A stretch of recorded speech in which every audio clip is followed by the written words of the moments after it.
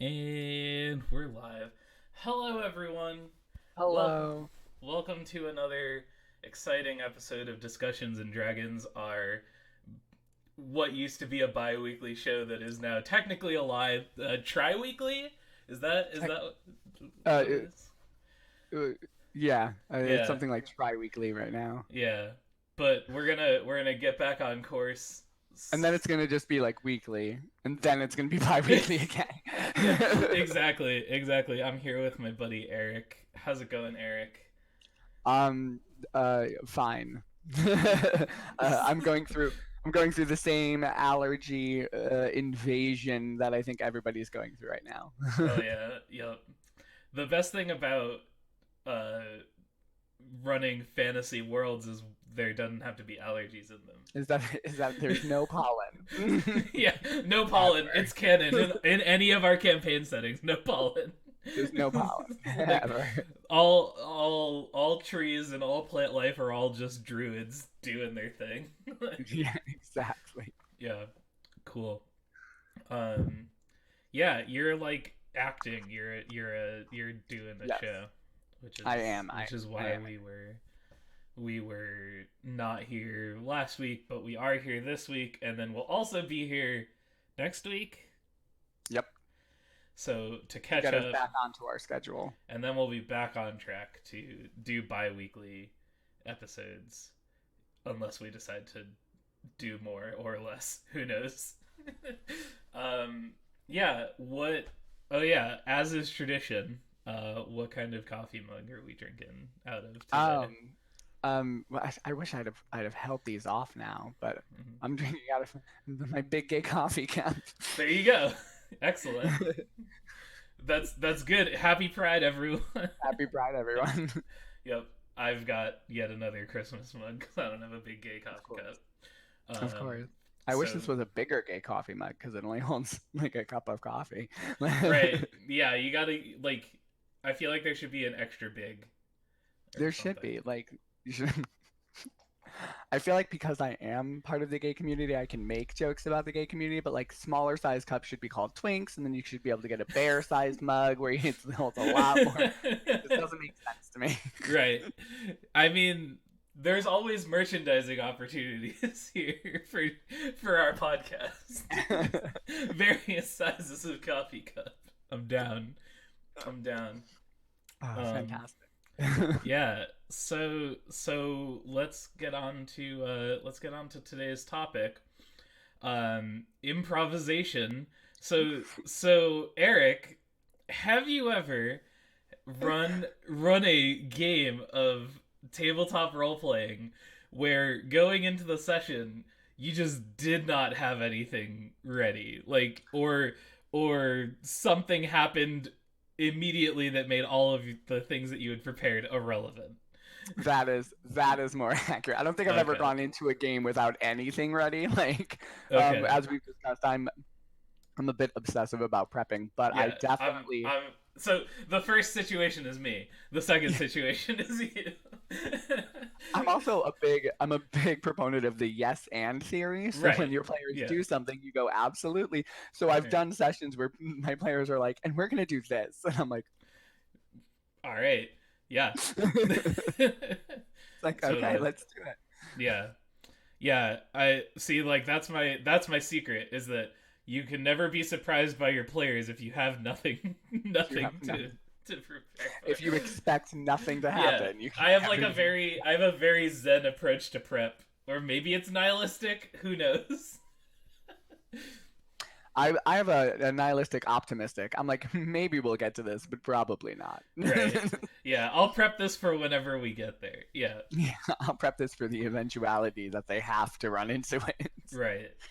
So in those moments where you realize that in your case, like, oh, this session isn't going to be at all what I had prepared for, or when you're in my shoes of like, oh, I just got really busy and then I got really lazy and then I got busy again, so I didn't get a chance to prep. What do you usually do? Like, what is your kind of like, you know? So I have a little bit of not an advantage over other people, but an insanely imaginative or an insanely vivid imagination. Mhm. So improving an entire session for me isn't necessarily difficult, but I hate doing it because I'd much rather have my prepared stuff. Right. You're I'm just like, like a guys, bundle of nerves the entire time. I'm like, guys, I spent like 4 days making this. Can we just do this? Can we Yeah. please just Can we- do this?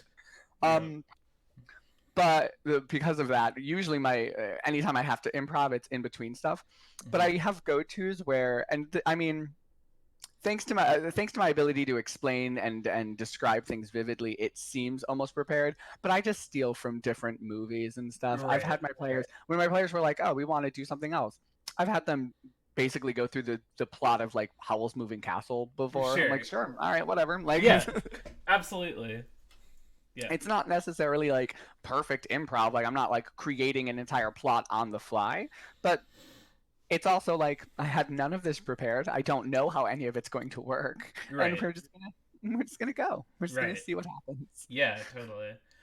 Um And I yeah, feel like that's go ahead. no, it's all you. Finish I your was gonna thought. be like, and I feel like that's a lot of based on the idea that you don't prep as much. That's kind of how you walk into the session. You're like, we're gonna see what everyone wants to do, and then we're just gonna do it. Pretty much. I mean, like there are times, and like you're in my Blades campaign, where like I prep like a bit, but the thing about Blades is that it can go in so many different directions based on the Yeah. die rolls. So Oh like yeah. so there are times like if it's gonna be like a downtime episode, if like we finish a score, then I'll message you guys sometimes. Sometimes I'm really bad about it. But sometimes I'll message you guys and be like, what do you guys want to do on your downtime? And then that gives me the ability to like prep if I want to like To do prep something, different right? scenes or different like encounters during downtime. It also like I also prep the entanglements. So Oh yeah. at the end of every score, uh, I roll an entanglement for you guys. So like spoilers for our Blades game. Your Satara dream and and then like Echo getting arrested, that sort of stuff. Right. And then because I knew that that was coming, I was able to go like, okay, so like we did our prison session a couple of weeks ago. That was just kind of like a little side thing because half the cast couldn't be there. Um, how what am I looking at for that? And then I'll prep like that kind of stuff because since Echo is in prison, I can be a little bit more railroady because prison is very like Yeah. here's this stuff and like Right. Prison itself is structured in a way that you can mhm, railroad the game, and that's part of what makes yeah, playing in that kind of an environment fun, I would imagine. right, Because you yeah, only have so much time in each section because, you're being moved from place to place. Yeah.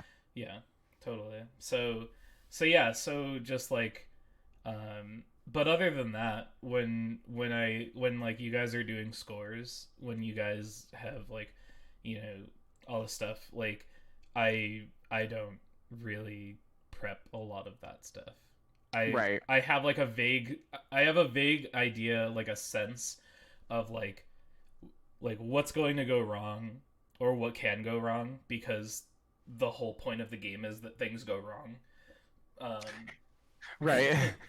And like the question isn't what goes wrong, it's how spectacularly do things go wrong. Um and so I have like Like, no, no. Of, varying of course things went wrong, but like, yeah. was it funny? Yeah, right. Well, like that's you guys cuz that's like you guys goof off of me That's playing me the world as the straight man. perpetually. Yeah. But like, that's the thing is like I play the straight man for you guys in that campaign.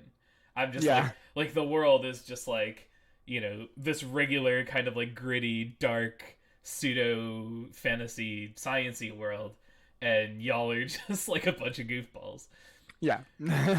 with the exception of Simone's pet. Yes. That's my opportunity because Simone comes at it like taking it a little more seriously, and so I can kind of like goof off at that. Right. Right. Um, but yeah, I mean, as far as like improving goes, like you have a Right. you have a background. You like I do. you do improv stuff. Did slash I did do. I went to one all of the time. those. I went to one of those once. I was there. I played piano for you guys Oh once. yeah, yeah, that's right. Oh my god, I totally forgot. Yeah. Yeah, we used to have an entire little improv troupe. Me, Simone, Dan Bodwin, he moved to New York, and then Morgan Morse, who also moved to New York. Sure. He's in touring shows right now, I think. That's cool. Yeah. Yeah. So you guys did that. So you already had you have the background. So like if you end up having to improv in a session, either an entire session or a part of a session, like you've kind of got those muscles trained. Right. Oh, absolutely. Yeah. Although I look at improv from a slightly more, not vague, but a slightly more general idea of you're constantly improving. Even I am with how much preparation I do. You can't prepare for every possible option that the players are going to take. So anytime that you pose anything to them, any question, any idea, they're going to come back at you with some kind of an idea that you probably might not have prepped for. Hmm. How you answer that is improv right there in and of itself. If you are doing something on the fly that you didn't plan for, you're improving. Right. I And think a lot of DMs and GMs are afraid of, not afraid of the word improv, but like it definitely gives them a little more nerves because right. they're like, oh no, trying to do something without planning it, especially if you're new to DMing. But Hmm. I learned almost better. Is that how English works? No. Sure. I learned how to be I learned how to be a better DM Right. through constantly having to improv different things. Yeah. Exactly. Um, and I feel like it's a lot more prevalent in like D&D too, as opposed to other games where like I hear all the time like players have talked to me, like people who have been in my campaigns, or like people who like I was friends with and then found out that they played D&D, and I was just like, "Oh, let's talk about it." Like where like they talk about how their DMs or GMs that they play with are like very like they like write out their dialogue. They write out like here's what this character says, and then regardless of what the player says, here's the next thing that they say. And then there's a question, and it's like if the answer is yes, they answer in this way, and if the answer is no, they answer in this way. It's just like that's the extreme of Yep, like yep. I have, and some of my older campaigns are like that. It's like, here's the question. If they give a positive answer, here's the right, response.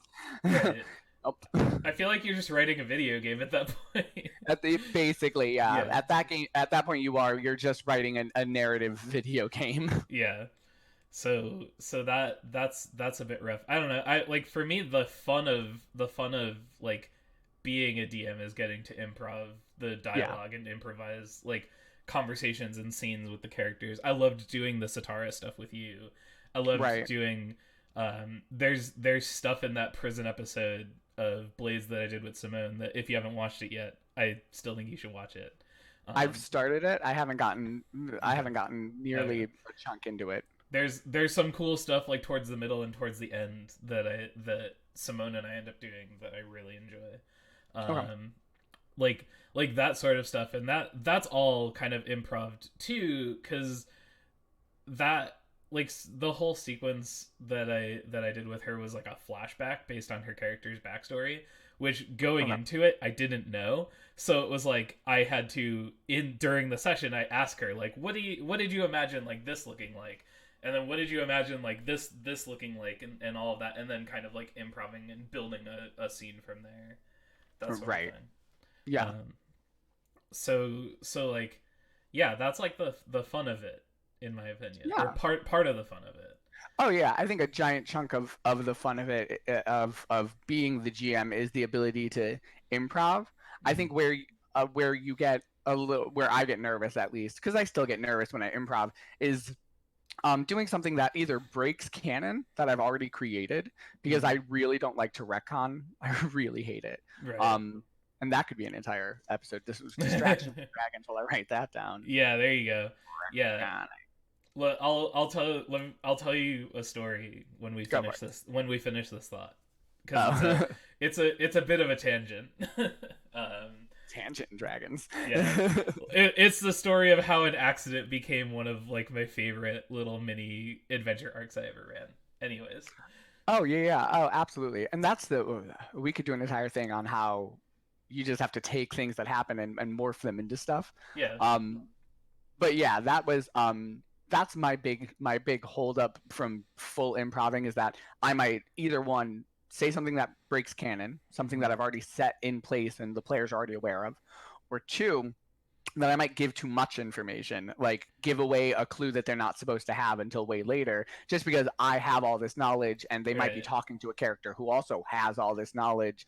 So yeah. if I'm not thinking, ahead, I I could guess be that like, oh, that doesn't bother me since I worship the Dark Lord. Like, right, yeah. do you? That makes sense. I feel like that the second thing is a bit of a like that's like an acquired kind of skill of just like learning how to like speak in character and like Right. be able to give good response. That comes with like practice, I feel. Yeah. Um Yeah. the first one, the whole like the breaking canon stuff, I've never really worried about that because and I've been called on it too, like where I've been like improvising stuff and then either during the session or after a session a player will like tell me or message me and be like, "Hey, this person said this, but like you said this like a couple of episodes ago." And my responses to that have always just been like my thought isn't like, "Oh shit, I broke canon." It's okay, so like what makes that true? Like what makes this instance of canon breaking true? Like Right. why is what makes this instance that this character talked about special? So like my to lead into my story. So when I was running my West Marches stuff, like a year ago or a couple of years ago or whatever, um, my players kept asking me for a map of the region, just like of like all the different places that they've been and stuff. And I don't like mapping out my settings because I feel Right. like that gives it a level of concreteness that I'm not particularly comfortable with as far as like my players like knowing all this stuff. I'd rather keep it a little bit abstract and just be like, yeah, like it'll take you X number of days of travel to get there and like who like go from there. Um, Right. but I a younger and more inexperienced me was like, all right, cool, I'll give my players a map. And so I used Hexographer, which is a like a mapping software that you can use. And I was doing that, and I went to go put this town, this like mining town, on there, and I accidentally clicked the plot point twice for the town. And this is the dumbest thing because like I couldn't figure out how to undo that plot that second plot point. And so in my head, I was just like, well, I can't figure this out. I could like Google this and try to figure it out and do all that. Or why are there two plots? Like why are there two towns that are named the exact same thing right next to each Why other? is the town the same town Which copied over? which led to my favorite mini adventure that I ever ran, the entire town full of doppelgangers. Oh so, my god, that's so, brilliant. so the doppelganger town, the mayor of Doppelganger Town, uh, sends a message to the Adventurers Guild and asks the players to come and deal with a bandit fortress that has been preventing them from getting into the mines. So the players come down, and I mapped it all out like in Roll20. I had a map. I don't normally do this. I made an NPC for everyone in the town, and like their names and what they did. Um, and like the players go around the town. They meet everyone. They meet the mayor, whose name I forget. They all had names that were rock puns because it was a mining town. Um, Yes.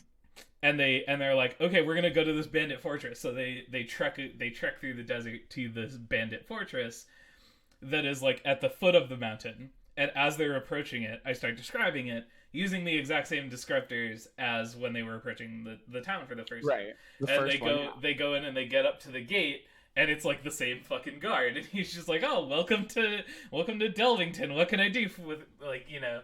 And so like they go through and they same scenario. I use the same map, the same like everything, and so the players are like trying to figure this out, and then eventually they set up a meeting between the two mayors to sit down and have a discussion, and then like that's when like the doppelganger thing happens, and then there's like a combat encounter, and so they're like, okay, well now we know it's a whole thing of doppelgangers. So again, like all of this is improv. This is all like reacting to what the players are doing. So they now the players have direction, right? You give your they're like, we have bad guys to kill. We have an entire town of doppelgangers to kill. Like, let's go. And they're like going in. And I wanted to make it a little bit more interesting than like you fight an entire town of doppelgangers. So they go in and the all the streets are empty except for like although that is interesting in and of itself. Right. Yes, go on. Yeah. Well, like I wanted to see if I could do more than combat. And so we go in, they go in, the town's empty except for like the mayor guy is standing there, and he turns into his doppelganger form and he says, if it comes to blows, then it will come to blows, but I would like an opportunity to parlay with you. And so like he basically explains that, because the players take him up on it, and they explain that like the doppelgangers they just like popped into existence here through like some weird thing. It was a dimensional thing, but like the players and the doppelgangers didn't know that. And they showed up, and they had, you know, families and friends and everyone to protect. And the only thing they did, because they are not capable of, at least in my world, creating like original forms for themselves, they can only copy. And so they just like found the first thing that they could, which was this town, and they just copied the town, and that's what they were doing. And so so it wasn't like they were like evil or malicious, it was just them trying to survive. And so my players, because my players were very creative, came up with the idea of can you create new forms or like new whatever for yourself if like we help you. And so I said like, yeah, sure. Like again, I had no idea where this was going. And they were like they were like, okay, we're going to rename the whole town and give you guys new forms, and we're going to give you a new place to go. And I was like, all right. So instead of bringing out the combat map that I had prepared, I brought up the Excel spreadsheet with all of the names of all of the people in the town, and said like, all right, here's this person. They're the blacksmith. What is their new name? They're a big, you know, dragonborn looking dude. And like went through like, this guy's like an elf. This guy's a human. This guy's and they renamed all of them in character. And then I pulled up the map that I had made and said, okay, like, mark a place on the map, and they'll do their best to get there and reestablish a new town. And then they did that, and that is brilliant. Now that's a town in my setting. That is so awesome. Just Doppelgangerville. yeah, exactly. Well, like no one's gonna know that it's a town full of doppelgangers unless they go digging, or the players tell people. Oh, that's brilliant though. But yeah, that's all.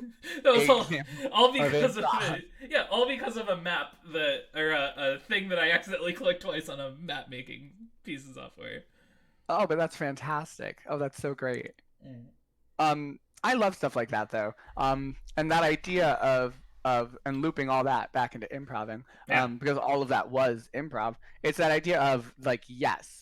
Anytime the players are like, can I do this? The idea would be that instead of saying, no, you want to build with them. So you say yes. And then with improv, the idea is you say yes and. Right. So when somebody else says this happens, you say yes and this happens as well. The best way to translate that into tabletop DMing, GMing, what have you, is instead of it being yes and, you say yes, how? Because it's not on you to figure out how they do what they want to do. It's on them to tell you how they want to do what they want to do. Right. Especially when it's super wacky. Oh yeah, totally. And we've talked about this a bit in one of our old episodes. I remember we were talking about like puzzles or trap rooms or something like that. It might have been in like our first episode where we had no topic and we just rambled for like 2 hours. We were just rambling some dragons. Exactly. And it was just like, you know, you present a puzzle room that like maybe you have an idea of a solution, but like in order to keep things moving, whatever the players try works as long as they make their rolls. Right. That sort of idea of like if they come up with some wild wacky way to solve the puzzle that has nothing at all to do with the like thing that you had prepped in the puzzle room, then like as long as they roll their like dexterity save to pick the tripwire lock of the arcane sigil and like all like they get their arcana check to counteract the runes or whatever, then like let them do that and then carry on. Exactly. That is brilliant. Um, exactly. It's like would it in my mind, because you're dealing in topics and theories and concepts that don't realistically exist. Like we can't realistically understand magic because Right. it's not real in the capacity that D&D has it or that Blades in the Dark has it. Yeah. Um, so my thing has always been, could it theoretically work? Like if, the way you describe it to me, could that theoretically work? Yeah. If the answer is yes, then I have you roll for it. Right. If you make the roll, then sure, that's exactly what happens. If the answer is no, then it didn't work or what have you. Right. Or but like it branches, so like if the answer of like does this work or not, no, the follow up to that is would the character know that for sure? So like absolutely. if it's something obvious, you tell them that. If not, like I have them make like an intelligence save or something. Oh yeah. And it's just like if they like fail the intelligence save, you're like you say like oh yeah, your character thinks like maybe it'll be fine. Like, yeah. And then like they try it, and then if they try it, then that leads then to like if this fails spectacularly, like what happens? Some like weird arcane elemental spawns, and they have to fight that or something, like, right. That sort of stuff. Yeah, that's very much how like I guess like being a Blades GM first and foremost. I was trained into that mentality from a very early on in my GMing career. Were you going to say from an early age? It sounded like you were rearing up for an early age. I From was an early age. I mean like I was, but it was more of like my early ages as a GM. I'm still kind of a babby when it comes to GMing. It's only been like 3 years or something. But the idea of like here's the score, here's what you guys want to do. Here's the scenario. I present to you the situation and the scenario. What do you do? And then whatever your players say that they're going to do, to use like our most recent like Monday's session of Blades, here's this party that you're supposed to get into to meet with this person to make this deal. There's a line of nobles, there's a bouncer. Like, what do you do? And you said like I'm gonna like go look all important and go up and yeah, I was if like, my I'm just name's gonna cut yeah. the line and make sure we're on the list. Yeah, that and like that, depending on how you roll, works or doesn't work. And like right. part of the structure of GMing Blades, and this is also like an Apocalypse World thing. Like Monster of the Week does this and all that. They give the GM like a framework to improvise in, and I love this stuff. This is my jam. I even do this in D&D. Like I take this all the time of like, so like when you guys are rolling in Blades, if you roll with a consequence, there are parameters in the Blades book of what consequences I can give you. So like yeah, I saw that. Yeah, so like if you roll like a 4 or a 5 or whatever, then it's like you succeed, but you can suffer harm, you can end up in a worse position, you can lose the if you fail, you can like lose the opportunity, you can't roll in this way to do this thing anymore. You drop your weapon or your item. Like there are like a list of things, and so like every time one of you guys rolls with a consequence as a result, then you see me like look over to this screen because this is where I have my reference stuff, and I look at that table of complications and I go, what's the best thing that applies here, and then decide on that, and that's how I come up with my like reactions to what you guys are doing. Right. Yeah, and like Monster of the Week and Apocalypse World, Dungeon World has like all a similar framework for GMs to be able to improv their reactions to things that I really like. I do like that. I like when the is it table based? Like you can roll for it as well? Um, I don't remember. no, but anything's a table if you try hard That's enough. true. like, That's true. Anything's a like, table if you believe. yeah. Um, I mean, if there are 10 consequences, I can roll a d10 and be like, oh, it's right, this and just one. pick one. Right. Yeah. Yeah. I usually like to pick myself just because I like to roll with whatever's happening in the fiction. Right. Um, but yeah, like you could totally do it that way. But I like that because like it also gives you like I feel like if there's not a framework like that in if there wasn't a framework like that in Blades, for instance, it would be pretty easy for a GM to either go way too easy or way too hard on the Yeah. players. Like I feel like as a Blades GM, especially when I was first doing it, I was way too easy on everyone. Like not so much. I feel like I've gotten a lot better since I've been running with you guys. Like I feel like all of my consequences and stuff have been like pretty fair. Yeah. Nothing's been particularly tough No. yet. But it's not a game based on like being Right. particularly tough. Um, but I also feel like it's really easy to just go like, oh, like you're in this fight and you rolled a 3, eh? All right, level 3 harm. You're on the brink of death now. like, Oh boy, he stabs you through the throat. Like, right, yeah. it's like, Jesus. But like, but that's the thing. That's the thing too. I guess like there's even more safeguards built into Blades because you can resist anything like that. So Right. like, so I've seen before. It was like this really dramatic thing where I watched John Harper running Blades once, and like there was a big fight, and one of like the characters like fumbled a roll, and he was like, okay, like this guy like stabs you and you take level 4 harm and you die, and everyone is just like holy shit, and he had to be like remember you can resist any consequence. And the guy was like oh okay yeah, and you like went and resisted. It was like this big dramatic thing. So like even if you're dealing with a really tough GM in Blades, the players have means of Right. of man, the more I think about Blades, the more like how like the more I realize like how well designed that game is. It There's is. so It's a so very. many like so many like little nested like nuanced things. Oh yeah. Oh yeah. Yeah. It's a very good, well built game for like the storytelling Mhm. conversational format that it goes for. Like it's really well designed. Yeah. It Because it allows for like the GM and the players to build the story together based on um yeah. right. You know what I'm Yeah. saying. Yeah. And it's built to be hacked too. It's Yes. like Yes. it's similar to Apocalypse World. It's built to be iterated on. There's like Oh there's a yeah. whole there's a whole bunch of like really cool hacks of Blades in the Dark that I want to run someday.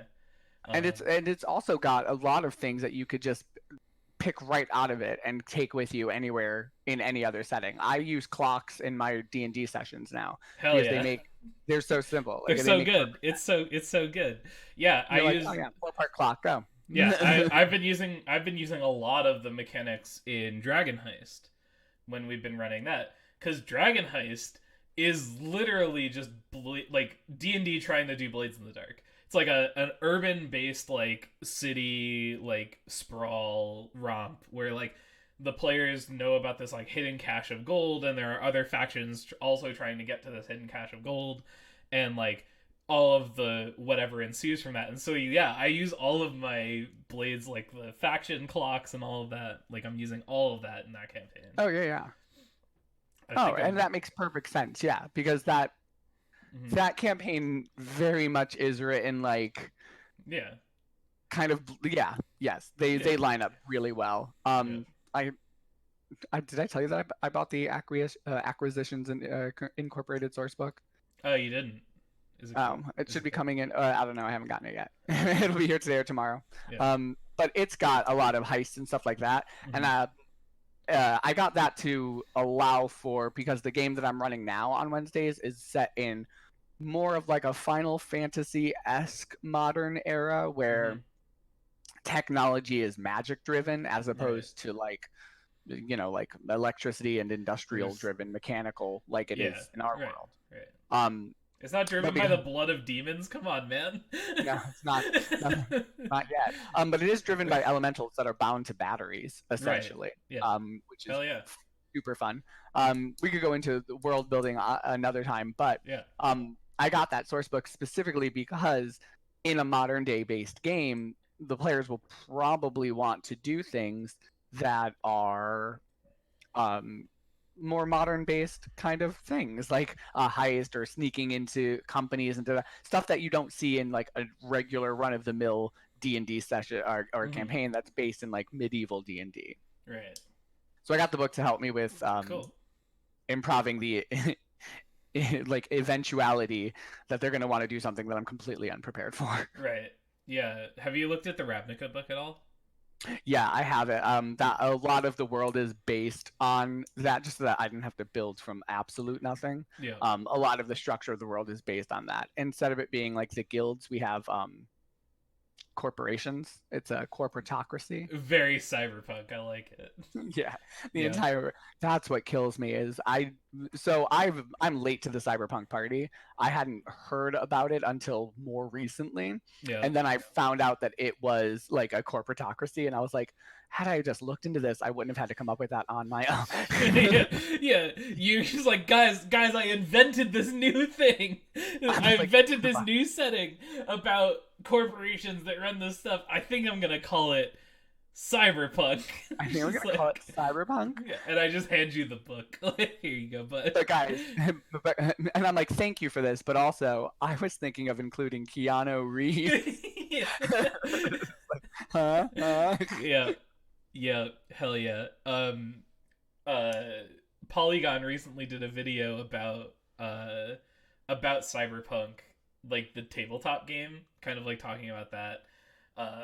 And it made me really want to run a Cyberpunk campaign like ahead of Cyberpunk 2077.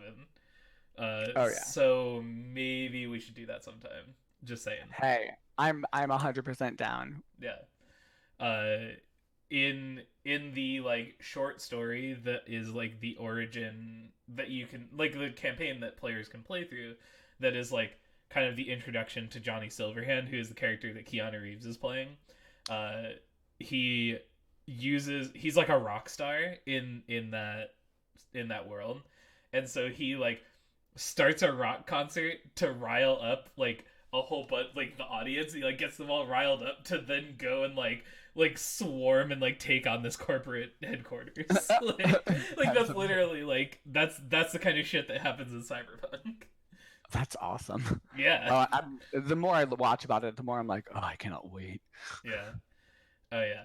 It's Like everyone funny. else. It's funny. Like everyone's like they keep showing like all this new stuff about it. It's like, dude, I was sold on this like a year ago. like people are like, we already got the pre-orders. Yeah, Like, like all you needed to do was be CD Projekt Red, like be the people who made Witcher 3, and then honestly, say you're doing cyberpunk things, and like already most people are on board, like, pretty much. and then they just keep showing all this really cool stuff. So, yeah, Oh, it looks so good. of course it does. That was a good tangent. That was a good That tangent, was dragons. tangents, dragons, tangents, Keanu dragons, Reeves. Keanu Reeves. Yeah, exactly. If we had like a little cartoon logo, it would be like a lich or a dragon, a beholder, Keanu Reeves. Yeah, sitting just at like a table little drinking chibi coffee. Keanu Reeves. I bet you Simone would draw that for us. Oh my god, she definitely would. Yeah. Anything else to add about improv in Uh, games I don't think so. other than don't be afraid to do it. Yeah, other than don't be afraid to do it. And That's all I heard. don't be afraid to fuck it up either, cuz like That's also true. that's how you learn. Right. You Like can always like I know I make it sound as though retconning is like the worst thing on earth. It's not. Like you can always circle back and be like, that's yeah. fine. I've had times before where I had to like either at the end of a session or at the start of the next session, I'll sit down and talk to my players, and there's like instances of like me doing this on stream. I'm just like, hey guys, last time you guys were talking to this person and they said this thing, and that was like me being a little bit flustered in the moment and not really Right. being prepared with a response, and as a result, I either didn't give you guys the information that you needed, or gave you different information or wrong information. So Right. I'll either say like, here is like what this person actually said, and I'll like have it written out, and I'll either read it or give it to them, or I'll say like, can we redo that scene? Do you mind Right. just like kind of Yeah. like redoing it so I can give you guys the stuff that you need. The And like, correct information. yeah, Yeah. and there's nothing wrong with doing that. Like there's a lot of like a lot of D&D and like tabletop stuff that is like shown on the internet is like all of these GMs who have been at it for years, and like they look like they're perfect at it Yeah, they look like they're flawless. because they've been doing it. But like there's a lot of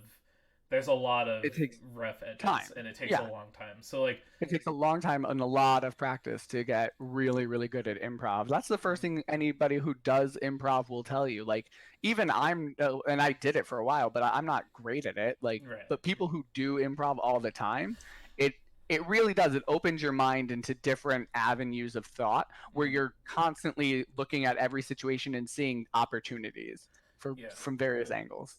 Yeah. So Even if you don't GM or DM, I highly recommend doing like improv once in a while, like, or taking a class on it, because it helps in so many facets of life. Yeah, like even if you're like a player in a game, like, or like you're looking to join a game, like Yes. look into and like find people who might be either like-minded or open to the idea of like being a little bit more improvisational.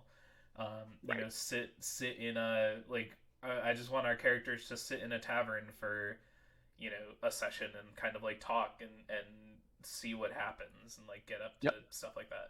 I've had people in like a game that I ran, like a 2-shot for some folks that like they said that that's what they wanted to do. They would be happy to just like do that, and I was like, okay.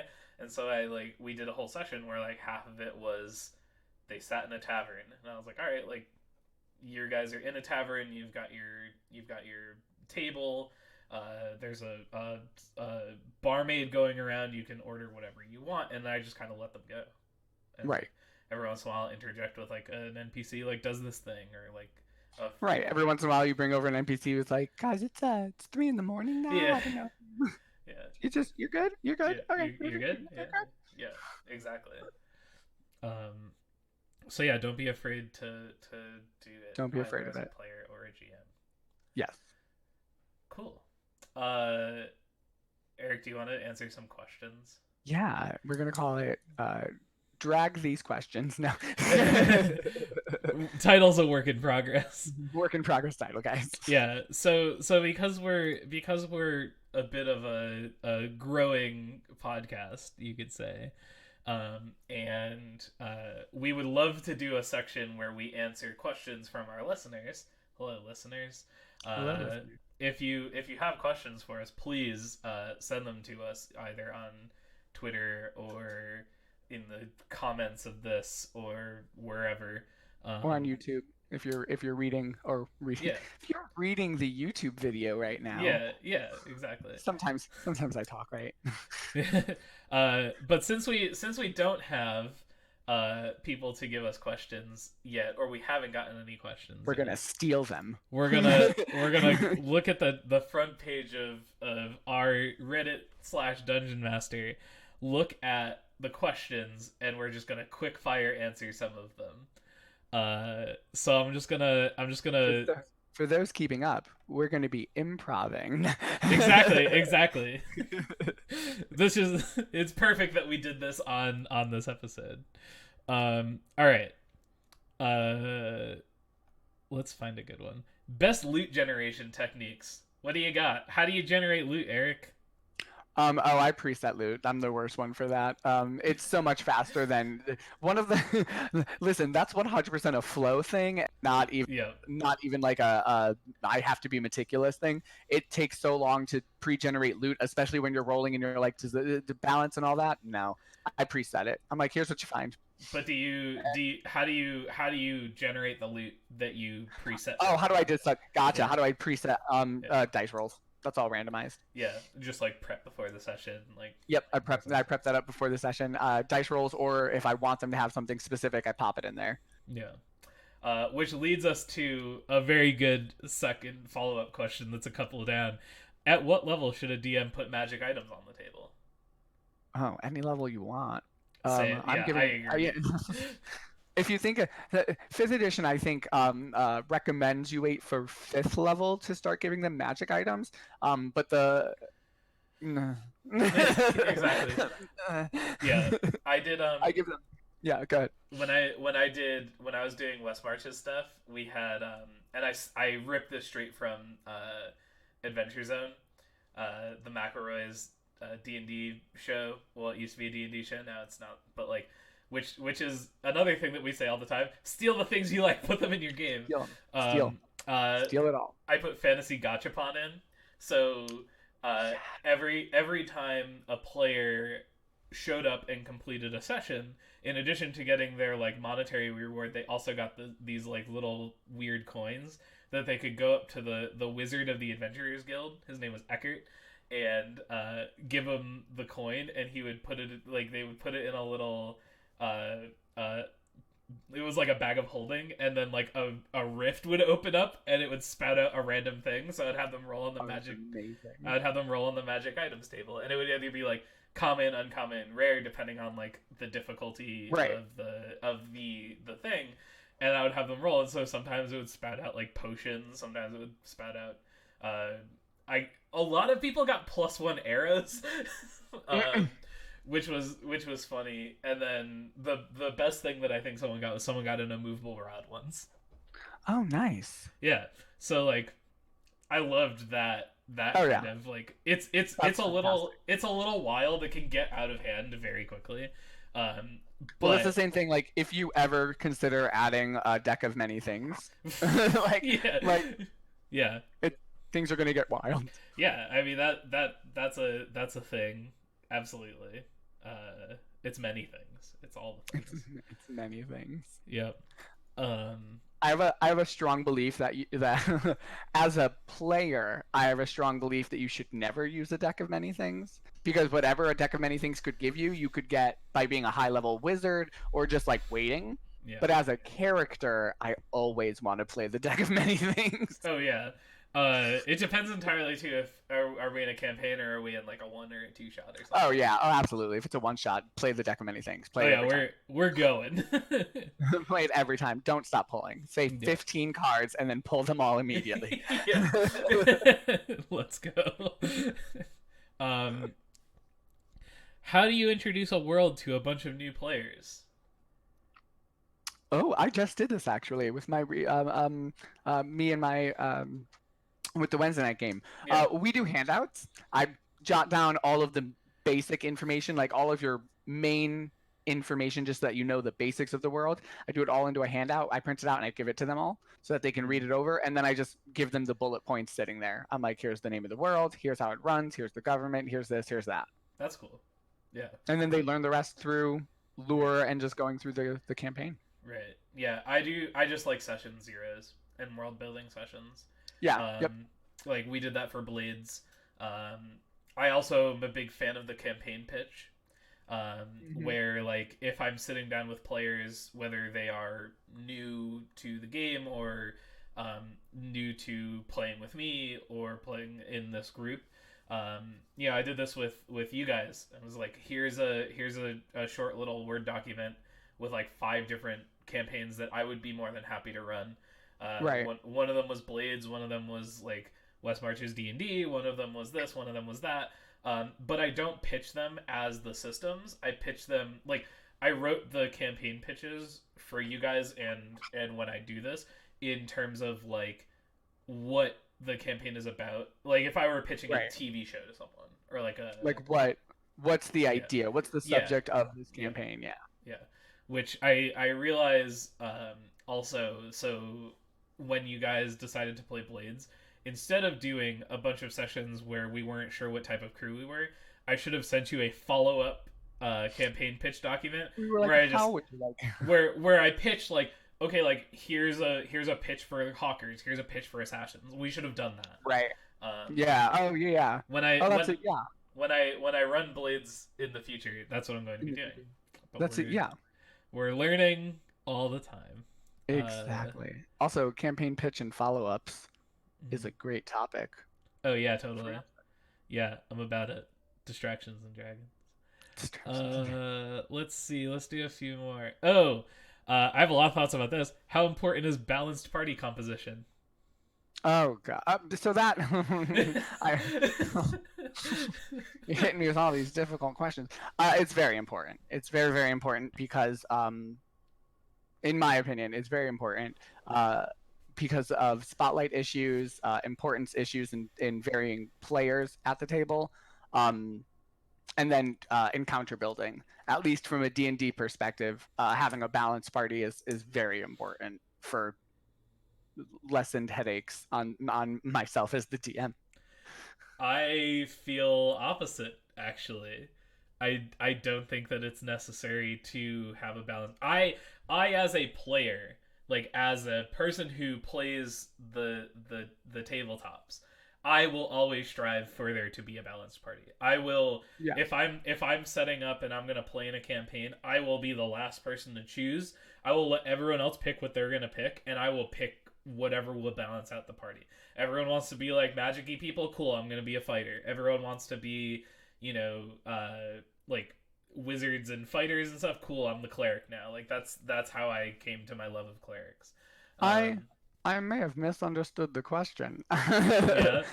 I thought you meant like that, like between different characters. Like, what if one character is OP versus another character who's not?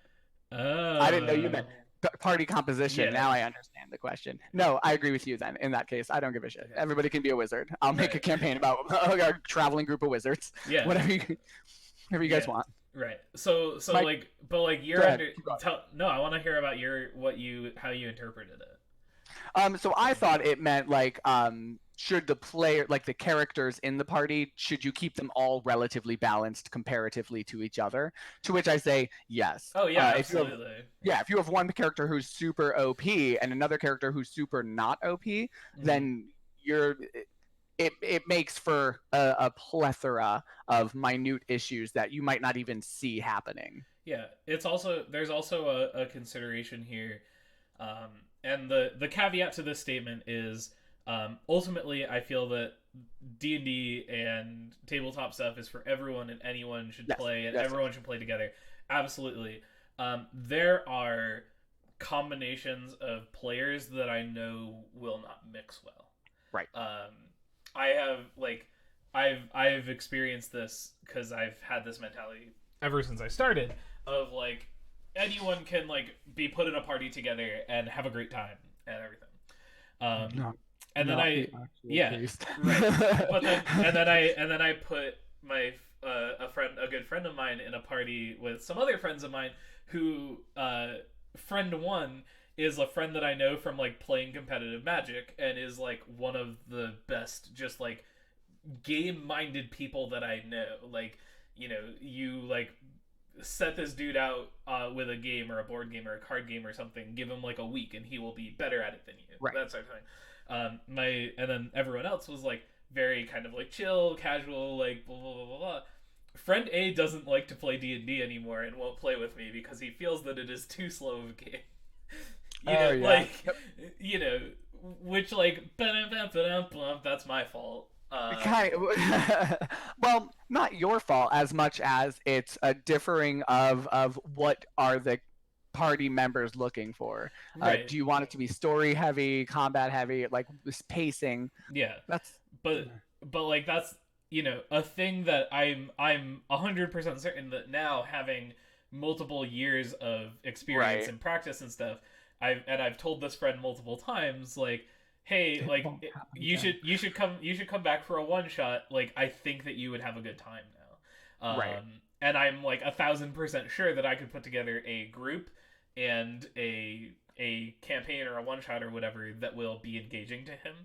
Right. But he doesn't want to, and that's kind of lame. I don't know. Maybe someday, but Well, if you're watching this, yeah, Nick. stop. I'm looking at you, Nick. Stop it, Nick. Yeah, Come play come D&D, play, Nick. come play D and D&D D, with come us. play D&D with us, Nick. Come play D&D with us, Nick. Yeah, come play. Eric's a blast to play with, and also knows a lot about the game. So I'm all right. I'm all yeah, right to play with, I guess. I enjoy playing with. We haven't been players together. We but haven't been playing. That's I'm very different as a DM than I am as a player.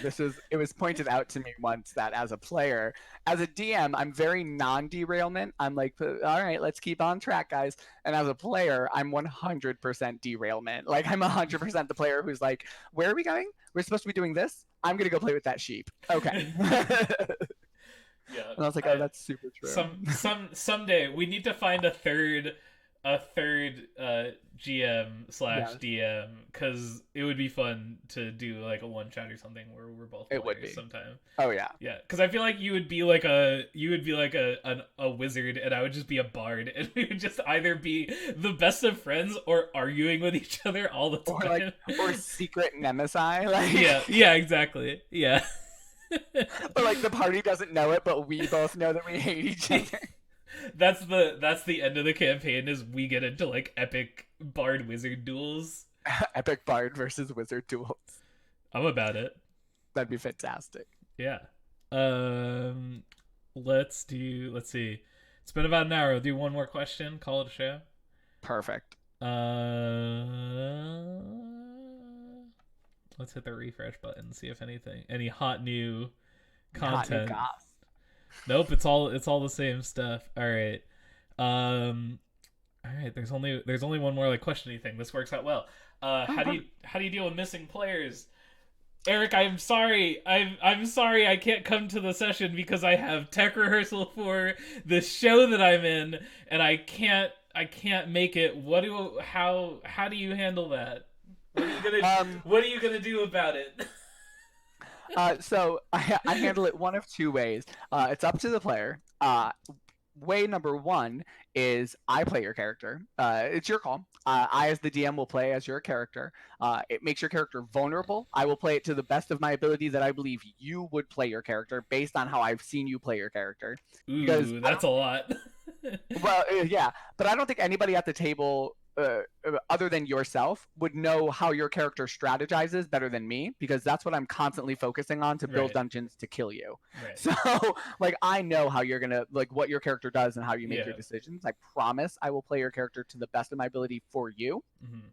What that ultimately means is, if you play a character who doesn't mind taking a couple hits, I'm going to let your character get hurt. If you die, like, I'm not going to actively look to kill your character, but if you're allowing me to play the character, you're open up to the vulnerability of you possibly getting killed because of whatever decisions I view your character would have made. But you also get a share of the loot, you get experience for the session, and you get money, whatever. Like, Yeah. you're there. It's as if you're there, right? The other option is I give you the golden halo of protection, where your character follows everyone else, but it's like a necessary NPC in Skyrim. When you Yeah. get hurt, you just like fall on the ground and breathe heavy for a couple seconds, then you get back up and you're at full health. Yeah. Like, you don't get any loot, you don't get any experience, you don't get any benefit from actually being there. But especially if we're like in the middle of a dungeon, your character is there for the effects of your skills. So if you're the rogue and you're not there, the players can still use you to pick locks and stuff like that. Okay. Interesting.